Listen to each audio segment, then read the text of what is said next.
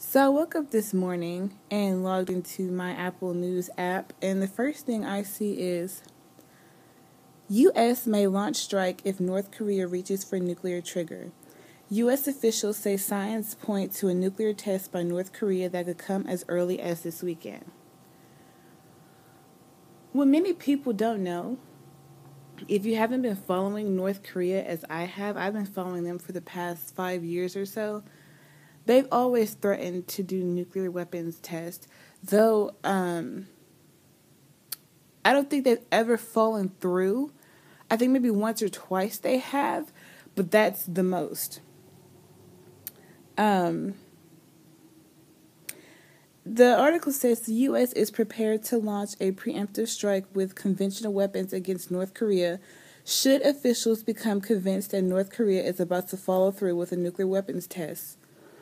North Korea has warned that a big event is near, and they've been saying that for years. They've been saying that for so many years. But what I think is now that Trump is president, he's really pushing their buttons because nobody likes Trump. He's pulled us out of all these treaties and all of these agreements that we have with so many different countries, and is saying we need to do business with one country at a time. That's not how it works. Because by you leaving other countries out, they get antsy.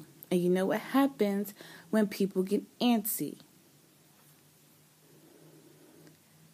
The intelligence officials told NBC News that the U.S. has positioned 2 destroyers capable of shooting Tomahawk cruise missiles in the region, one just 300 miles from the North Korean nuclear test site.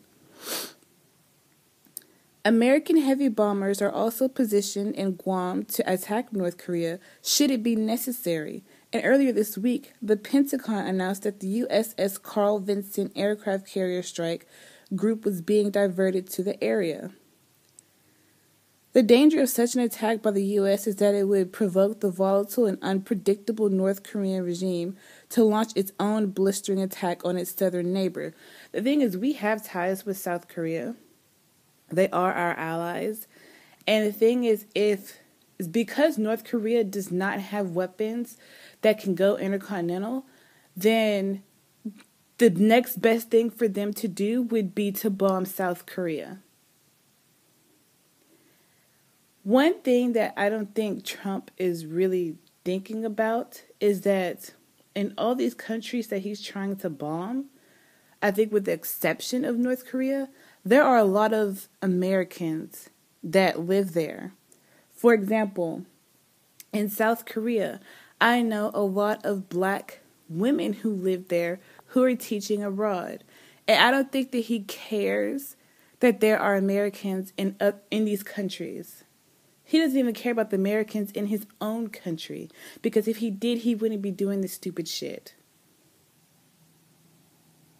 He's not thinking of the consequences of his actions. He's one of those people who thinks that he never does anything wrong. It's everybody else.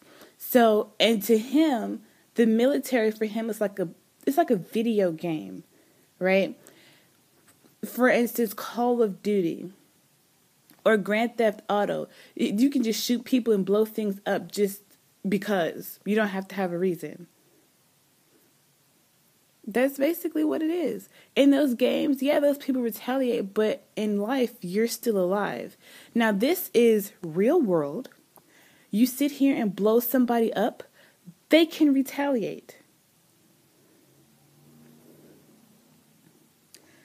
The leadership in North Korea has shown absolutely no sign or interest in diplomacy or dialogue with any of the countries involved in this issue, Victor Cha, the Korean chair at the Center for Strategic and International Studies, told NBC News Thursday. On Wednesday, North Korea said it would hit the U.S. first with a nuclear weapon should there be any signs of U.S. strikes. On Thursday, North Korea warned of a merciless retaliation strike should the U.S. take any action. By relentlessly bringing in a number of strategic nuclear assets to the Korean peninsula, the U.S. is gravely threatening the peace and safety and driving the situation to the brink of a nuclear war, said North Korea's statement. I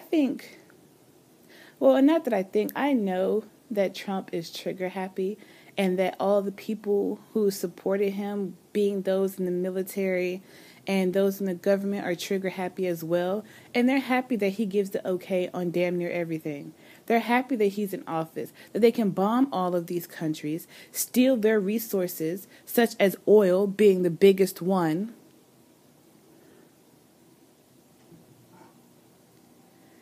What most people don't know is that the reason we go to war is over resources. There are U.S. military bases everywhere. We go to war with these countries so we can set up shop and take their resources. Doesn't that sound familiar? Doesn't that sound like when the Europeans came to America? Well, it wasn't America then, but came to America and took over, set up shop, killed a bunch of people that lived here, a bunch of the Native Americans that lived here, and then the ones that they didn't kill forced them into slavery to grow crops, steal all their crops, steal their land, everything. Didn't they do that? Did they not go to Africa and steal the people from their land to come and work on the American soil for them because they were lazy? Didn't they go into other countries and just implant themselves and force people to assimilate to their culture? History repeats itself.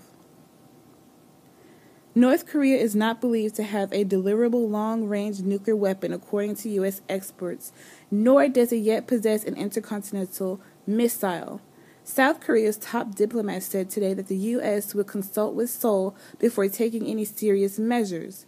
U.S. officials, mindful of such concerns here, repeatedly reaffirmed that the U.S. will closely discuss with South Korea its North Korea-related measures. Well, here's the problem. If North Korea is deciding to, do these nuclear weapons tests this weekend, when is the U.S. going to have time to consult with Seoul? When? Trump has already said that they're prepared to bomb North Korea.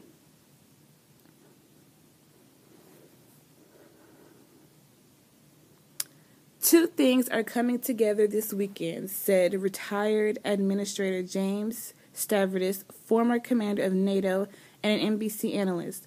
One is the distinct possibility of a sixth Korean nuclear weapons detonation, and the other is an American carrier strike group, a great deal of firepower headed right at the Korean peninsula.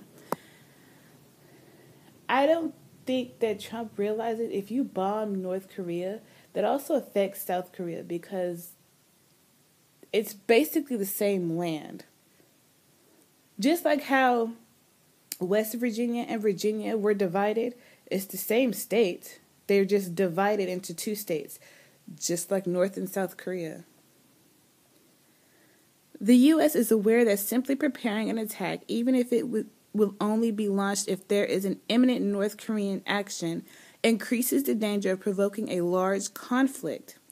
It's high stakes, a senior and intelligence official directly involved in the planning told NBC News. We are trying to communicate our level of concern in the existence of many military options to dissuade the North first. It is a feat that we've never achieved before, but there is a new sense of resolve here.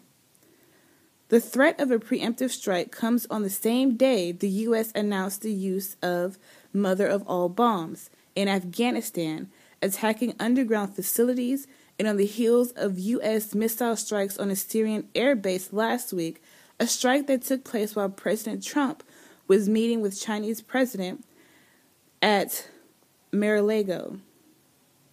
Multiple government officials familiar with the situation say President Trump has talked to Chinese President twice about North Korea since their Florida summit.